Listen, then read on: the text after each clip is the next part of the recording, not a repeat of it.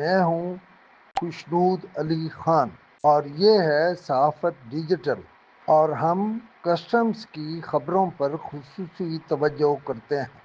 19 جنوری کو پاکستان کسٹمز کے بقول انہوں نے کوئٹہ اور کراچی میں کارروائیاں کی ہیں۔ 56 کروڑ روپے سے زائد کی چیزیں برآمد کی ہیں، یعنی میرا کہنے کا مطلب ہے اسمگل شدہ۔ پاکستان کسٹمز نے گزشتہ 24 گھنٹوں میں بلوچستان اور کراچی میں اسمگلنگ کے خلاف بڑے آپریشنز کیے ہیں۔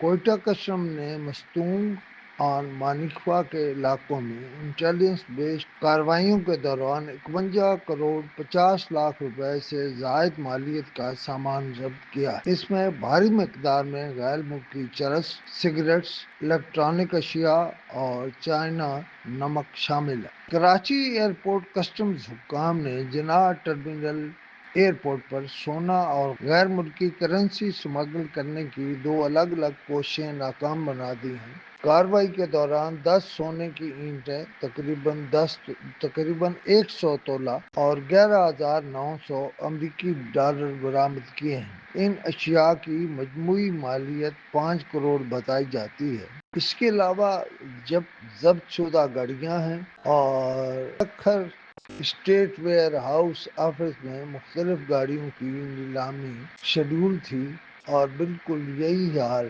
سرگودا کلکٹریٹ کا بھی تھا۔